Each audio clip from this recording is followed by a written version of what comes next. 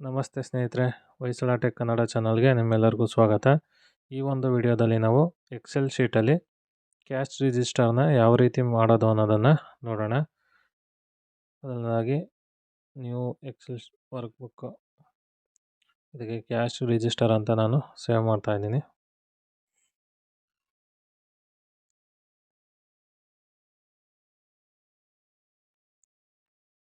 Save ಮಾಡಿಬಿಟ್ಟು Excel ಶೀಟ್ನ open ಮಾಡಿದ್ದೀನಿ.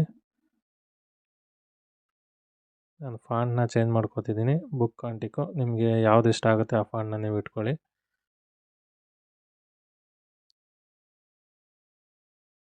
ಈಗ ಎಕ್ಸೆಲ್ ಶೀಟು ನಮಗೆ ಫುಲ್ ಬ್ಲ್ಯಾಂಕ್ ಶೀಟ್ ಬೇಕು. ಈ ಥರ ಬಾಕ್ಸ್ ಇದೆಯಲ್ಲ, ಇದೆಲ್ಲ ಹೋಗ್ಬಿಟ್ಟು ಫುಲ್ಲು ಬ್ಲ್ಯಾಂಕ್ ಆಗಿ ಅಂದರೆ ಒಂದೇ ಕಲರಲ್ಲಿ ಕಾಣಬೇಕು ಅಂದರೆ ನಾವೇನು ಮಾಡಬೇಕು ಅಂದರೆ ಕಂಟ್ರೋಲ್ ಎ ಕೊಡಬೇಕು. ಕಂಟ್ರೋಲ್ ಎ ಕೊಟ್ಟಾಗ ಆಲ್ ಸೆಲೆಕ್ಟ್ ಆಗುತ್ತೆ. ಆಲ್ಟ್ H ಎಂಟರ್ ಹೊಡೆದ್ರೆ ನಿಮಗೆ ಫುಲ್ಲು ವೈಟ್ ಶೀಟ್ ಆಗುತ್ತೆ. ಬೇಕಿದ್ರೆ ನೀವು ಇದನ್ನು ಕಲರ್ ಶೀಟ್ ಬೇಕಿದ್ರೆ ಮಾಡ್ಕೋಬೋದು. ಕಂಟ್ರೋಲ್ ಎ ಕೊಡಿ, ಸೆಲೆಕ್ಟ್ ಆಗುತ್ತೆ. ಆಲ್ಟ್ H ಕೊಟ್ಬಿಟ್ಟು ನಿಮಗೆ ಅಲ್ಲಿ ಆರೋ ಮಾರ್ಕಲ್ಲಿ ಯಾವ ಕಲರ್ ಬೇಕೋ ಆ ಕಲರ್ನ ನೀವು ಸೆಲೆಕ್ಟ್ ಮಾಡ್ಕೋಬೋದು.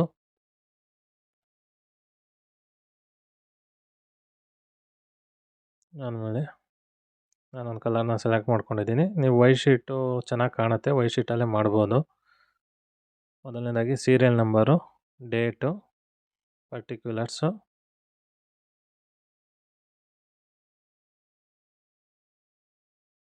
ಆಮೇಲೆ ಇಲ್ಲಿ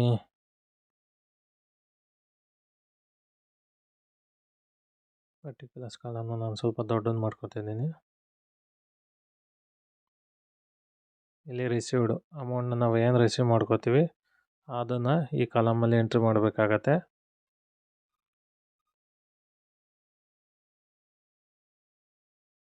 ನೆಕ್ಸ್ಟು ಪೇಯ್ಡು, ನೀವು ಡೆಬಿಟು ಅಥವಾ ಕ್ರೆಡಿಟು ಅಂತ ಇಲ್ಲಿ ಹಾಕ್ಕೋಬೋದು. ನಾನು ರಿಸೀವ್ಡ್ ಪೇಯ್ಡ್ ಅಂತ ಹಾಕ್ಕೊಂಡಿದ್ದೀನಿ.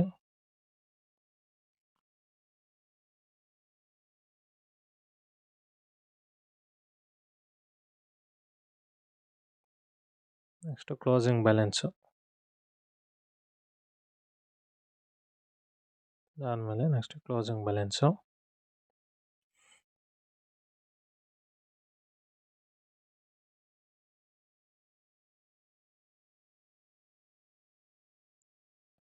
Box alt HBA shortcut.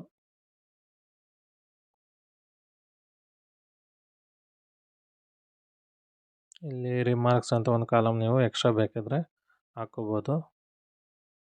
ಇಲ್ಲಿ ನರೇಷನ್ ಬರೆಯೋದಕ್ಕೆ ಇದು ಹೆಲ್ಪ್ ಆಗುತ್ತೆ.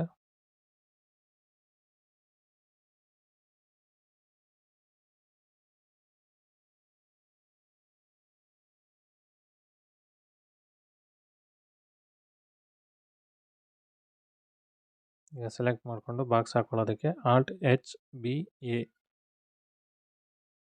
ಸೀರಿಯಲ್ ನಂಬರು 1 2 3 1 2 ಹಾಕಿದ್ಮೇಲೆ ನೀವೇನು ಮಾಡಿ ಅಂದರೆ ಈಕ್ವಲ್ ಹಾಕಿ ನೆಕ್ಸ್ಟ್ 2 ಇರುತ್ತಲ್ಲ ಆ ಕಾಲಮ್ಗೆ ಹೋಗಿ +1 ಅಂತ ಹಾಕಿ.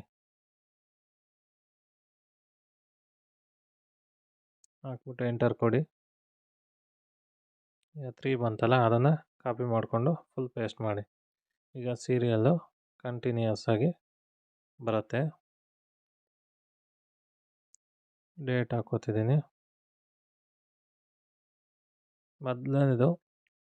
ಮೊದಲನೇ ಕಾಲಮು ನೀವು ಡೇಟ್ ಹಾಕ್ಕೊಂಡಾಗ ಡೇಟ್ ಕಾಲಮಲ್ಲಿ ಓಪನಿಂಗ್ ಬ್ಯಾಲೆನ್ಸ್ ಎಷ್ಟಿತ್ತು ಅಂತ ಎಂಟ್ರಿ ಮಾಡಬೇಕಾಗತ್ತೆ. ನಾವು ಓಪನಿಂಗ್ ಬ್ಯಾಲೆನ್ಸ್ನ ರಿಸೀವ್ಡ್ ಕಾಲಮ್ ಇದೆಯಲ್ಲ ಅಲ್ಲಿಗೆ ಓಪನಿಂಗ್ ಬ್ಯಾಲೆನ್ಸ್ ಹಾಕೋಣ. ಪರ್ಟಿಕ್ಯುಲರಲ್ಲಿ ಓಪನಿಂಗ್ ಬ್ಯಾಲೆನ್ಸ್ ಅಂತ ಹಾಕೋತೀವಿ. ರಿಸೀವ್ಡಲ್ಲಿ ಅಮೌಂಟ್ನ ಹಾಕ್ತೀವಿ. ಅದಾದಮೇಲೆ ಪೇಯ್ಡಲ್ಲಿ ಏನೂ ಇರೋಲ್ಲ. ಕ್ಲೋಸಿಂಗ್ ಬ್ಯಾಲೆನ್ಸು ಇಲ್ಲೇನು ಮಾಡಬೇಕು, ಈಕ್ವಲ್ ಹಾಕ್ಬಿಟ್ಟು ರಿಸೀವ್ ಕಾಲಮ್ ಇರುತ್ತಲ್ಲ ಅದಕ್ಕೆ ಹೋಗಿ ಎಂಟರ್ ಮಾಡಬೇಕು. ಇದಾದಮೇಲೆ ನೆಕ್ಸ್ಟ್ ರೋನಲ್ಲಿ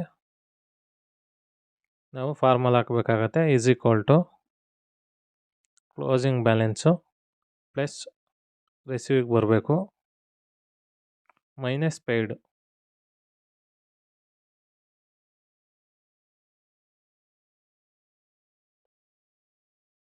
ಈಕ್ವಲ್ ಫಾರ್ಮುಲಾ ಈಕ್ವಲ್ ಹಾಕಿ ಕ್ಲೋಸಿಂಗ್ ಬ್ಯಾಲೆನ್ಸ್ಗೆ ಹೋಗಿ ಅದಾದಮೇಲೆ ಅದ್ರ ಕೆಳಗಡೆ ಕಾಲಮಲ್ಲಿ ರಿಸೀವ್ಡ್ ಅಮೌಂಟು ಮೈನಸ್ ಪೇಯ್ಡ್.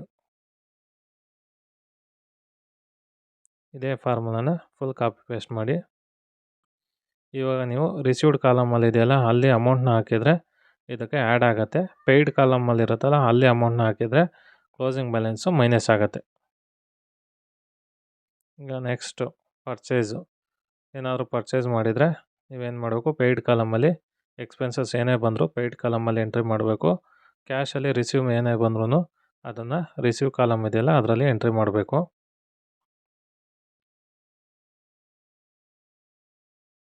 ನಾನೀಗ ಸುಮ್ಮನೆ ಪರ್ಚೇಸ್ ಅಂತ ಹಾಕಿ ಅಮೌಂಟ್ ಹಾಕ್ತಾಯಿದ್ದೀನಿ. ಈಗ ಕ್ಲೋಸಿಂಗ್ ಬ್ಯಾಲೆನ್ಸ್ ಏನಿರುತ್ತೆ ಅದರಲ್ಲಿ ಅಮೌಂಟು ಮೈನಸ್ ಆಗುತ್ತೆ.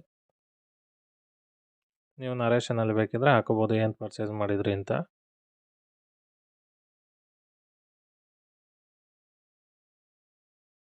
ನೆಕ್ಸ್ಟು ಸೇಲ್ಸ್ ಕಲೆಕ್ಷನ್ನು. Sales collection in cash.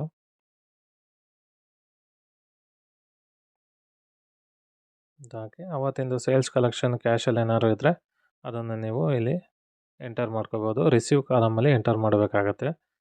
ನಮಗೆ ಏನೇ ಅಮೌಂಟು ರಿಸೀವ್ ಆಗಿದ್ರೆ ಅದನ್ನು ರಿಸೀವ್ ಕಾಲಮಲ್ಲಿ ಎಂಟರ್ ಮಾಡಿ. ಎಕ್ಸ್ಪೆನ್ಸಸ್ ಏನಾದರೂ ಇದ್ದರೆ ಅದನ್ನು ಪೇಯ್ಡ್ ಕಾಲಮಲ್ಲಿ ಎಂಟರ್ ಮಾಡಿ. ನೀವು ರಿಸೀವ್ ಕಾಲಮಲ್ಲಿ ಎಂಟರ್ ಮಾಡಿದಾಗ ಕ್ಲೋಸಿಂಗ್ ಬ್ಯಾಲೆನ್ಸು ಆ್ಯಡ್ ಆಗುತ್ತೆ. ಪೇಯ್ಡ್ ಕಾಲಮಲ್ಲಿ ಎಂಟರ್ ಮಾಡಿದಾಗ ಕ್ಲೋಸಿಂಗ್ ಬ್ಯಾಲೆನ್ಸಲ್ಲಿ ಅಮೌಂಟು ಮೈನಸ್ ಆಗುತ್ತೆ. ಇದೇ ಥರ ನೀವು ಕಂಟಿನ್ಯೂಸ್ ಆಗಿ ಹಾಕ್ಕೊಂಡು ಹೋಗ್ಬೋದು.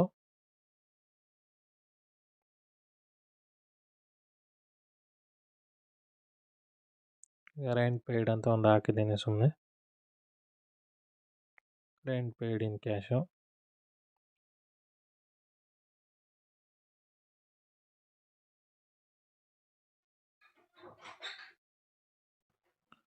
ಅದೇ ರೀತಿ ನೀವು ಎಂಟರ್ ಮಾಡ್ಕೊಂಡು ಹೋಗ್ಬೋದು. ನೀವು ಡೇ ಎಂಡಲ್ಲಿ ಏನು ಮಾಡಿ ಅಂದರೆ ಅದಕ್ಕೊಂದು ಕ್ಲೋಸಿಂಗ್ ಬ್ಯಾಲೆನ್ಸ್ ಅಂತ ಹಾಕ್ಬಿಟ್ಟು ಅಥವಾ ಓಪನಿಂಗ್ ಬ್ಯಾಲೆನ್ಸ್ ಅಂತ ಹಾಕಿ ನೆಕ್ಸ್ಟ್ ಡೇಗೆ ಅದು ಓಪನಿಂಗ್ ಬ್ಯಾಲೆನ್ಸ್ ಆಗಿರುತ್ತೆ. ಇವತ್ತು ಕ್ಲೋಸಿಂಗ್ ಬ್ಯಾಲೆನ್ಸು, ನೆಕ್ಸ್ಟ್ ಡೇಗೆ ಓಪನಿಂಗ್ ಬ್ಯಾಲೆನ್ಸ್ ಅಂತ ಆಗಿರುತ್ತೆ. ಅದಕ್ಕೆ ನೀವು ಒಂದು ಕಲರ್ ಕೊಟ್ಕೊಂಡು ನೀವು ಆ ದಿನದ್ದು ಕ್ಲೋಸಿಂಗ್ ಬ್ಯಾಲೆನ್ಸು ಅಥವಾ ನೆಕ್ಸ್ಟ್ ಡೇದು ಓಪನಿಂಗ್ ಬ್ಯಾಲೆನ್ಸ್ ಎಷ್ಟಿದೆ ಅಂತ ನೀವು ಈಸಿಯಾಗಿ ಐಡೆಂಟಿಫೈ ಮಾಡ್ಕೊಂಡು ಹೋಗ್ಬೋದು. ಯಾವ ದಿನಕ್ಕೆ ಎಷ್ಟು ಕ್ಲೋಸಿಂಗ್ ಬ್ಯಾಲೆನ್ಸ್ ಇತ್ತು ಅಂತ ಇದರಲ್ಲಿ ಆರಾಮಾಗಿ ಐಡೆಂಟಿಫೈ ಮಾಡ್ಬೋದು. ನೆಕ್ಸ್ಟ್ ಡೇದು ಎಂಟರ್ ಮಾಡ್ತಾಯಿದ್ದೀನಿ. ನೆಕ್ಸ್ಟ್ ಏನಾದ್ರು ಪರ್ಚೇಸು ಅಥವಾ ಎಕ್ಸ್ಪೆನ್ಸಸ್ಸು ಏನಾದ್ರು ಇದ್ದರೆ ಯಾರಿಗಾದ್ರೂ ಪೇಮೆಂಟ್ ಮಾಡಿದರೆ ಅದನ್ನು ಎಂಟರ್ ಮಾಡಿ ಪೇಯ್ಡ್ ಕಾಲಮಲ್ಲಿ ಎಂಟರ್ ಮಾಡಿ. ಯಾರಿಂದನಾದರೂ ಅಮೌಂಟ್ನ ರಿಸೀವ್ ಮಾಡ್ಕೊಂಡಿದ್ರೆ ರಿಸೀವ್ ಕಾಲಮಲ್ಲಿ ಅಮೌಂಟ್ನ ಹಾಕ್ಬಿಟ್ಟು ಈ ಕಡೆ ಪರ್ಟಿಕ್ಯುಲರಲ್ಲಿ ಅವ್ರದ್ದು ಪಾರ್ಟಿ ನೇಮು, ಪರ್ಚೇಸು, ಸೇಲ್ಸು ಏನಿರುತ್ತೆ ಅದನ್ನು ಹಾಕ್ಕೊಳ್ಳಿ. ಈಗ ಇದನ್ನು ನೀಟಾಗಿ ಅರೇಂಜ್ ಮಾಡ್ಕೊಳ್ಳೋಣ. ಈ ಕಡೆ ಏನು ಕಾಲಮ್ಗಳಿದೆ ಅದನ್ನು ಡಿಲೀಟ್ ಮಾಡ್ತಾಯಿದ್ದೀನಿ. ಇಲ್ಲಿ ಕ್ಯಾಶ್ ರಿಜಿಸ್ಟರ್ ಅಂತ ಹಾಕ್ತಿದ್ದೀನಿ.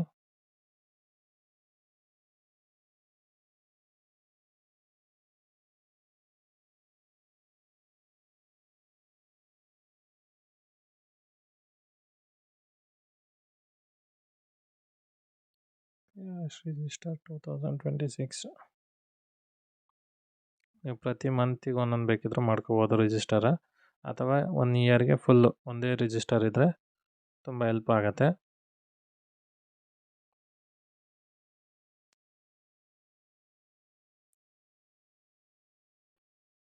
ಫ್ರೀಸ್ ಮಾಡೋದು ಹೆಂಗೆ ಅಂದರೆ ALT+WF ಶಾರ್ಟ್ಕಟ್ಟು.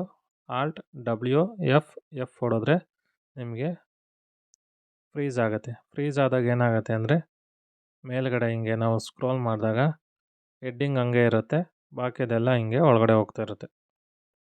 ನೆಕ್ಸ್ಟು ನೀವು ಸೇಮ್ ಕಾಲಮ್ಮು ಮತ್ತು ಫಾರ್ಮುಲಾನ ನಿಮ್ಗೆ ಎಲ್ಲಿವರೆಗೂ ಬೇಕು ಅಲ್ಲಿವರೆಗೆ ಕಾಪಿ ಪೇಸ್ಟ್ ಮಾಡ್ಕೊಳ್ಳಿ.